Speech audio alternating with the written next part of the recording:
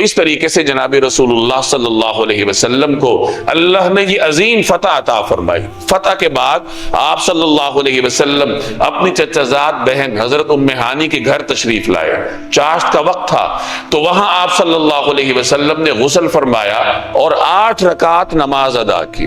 اب کچھ حضرات اس کو نماز چاشت سمجھتے ہیں، کچھ حضرات اس کو نماز فتح سمجھتے ہیں کہ یہ فتح کی نماز تھی جو کہ آپ صلی اللہ علیہ وسلم نے ادا فرمائی۔ اس کے بعد مسلمان فاتحین کی یہ سنت رہی ہے کہ جب مسلمان فاتح کو اللہ جل جلالہ کہیں فتح عطا فرماتے تھے تو پھر وہ صلاۃ الفتح ادا کیا کرتا تھا۔ جیسے حضرت عمر نے بیت المقدس کو فتح کرنے کے بعد وہاں 2 رکعت نماز شکر ادا کی تھی جو نماز فتح بھی تھی۔ بعد میں صلاح الدین ایوبی نے جب بیت المقدس کو فتح کیا تو وہاں پہ شکرانے کی نماز ادا کی، جمعے کا دن تھا، مسلمانوں نے عظیم فتح منائی۔ اسی طریقے سے اندلس کو جب فتح کیا گیا تو مسلمان جرنیل طارق ابن زیاد نے صلاۃ شکر ادا کی۔ ادھر جب محمد بن قاسم آیا سندھ میں اور اس نے فتح کیا، اس نے بھی نماز شکر ادا کی۔ بر صغیر میں جو مسلمان بادشاہ گزرے ہیں ان کے ہاں باقاعدہ یہ رسم تھی کہ جب کوئی نیا شہر فتح ہوتا تھا تو صلاۃ شکر ادا ہوتی تھی، خطبہ فتح دیا جاتا تھا۔ تو یہ مسلمانوں کی روایت رہی ہے کہ جب اللہ تبارک و تعالی دشمن کے مقابلے میں انہیں فتح عطا کرتا ہے تو مسلمان اللہ کی طرف رجوع کرتا ہے، اللہ کا شکر ادا کرتا ہے، 2 رکعت صلاۃ شکر ادا کرتا ہے، اللہ جل جلالہ کے ترانے زبان سے پڑھتا ہے۔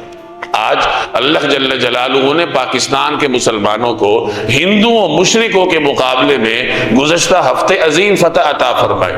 اور اسی فتح کی یاد میں آج مسلمان قوم یوم تشکر منا رہی۔ تو یوم تشکر منانے کا یہی طریقہ ہے، جیسے میں نے پوری روایت مختصراً آپ کے سامنے رکھی مسلمانوں کی، کہ مسلمان اللہ تبارک و تعالیٰ کا شکر ادا کرتے ہیں، اللہ جل جلالہ کے حضور سجدہ شکر بجا لاتے ہیں، اور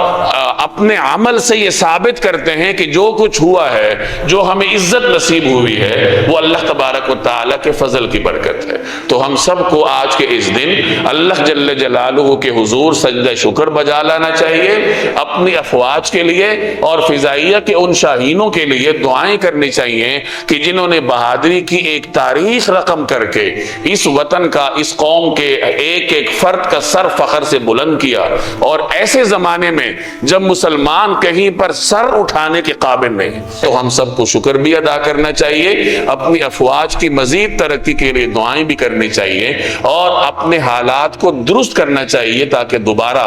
امت مسلمہ اپنا سر اٹھا سکے۔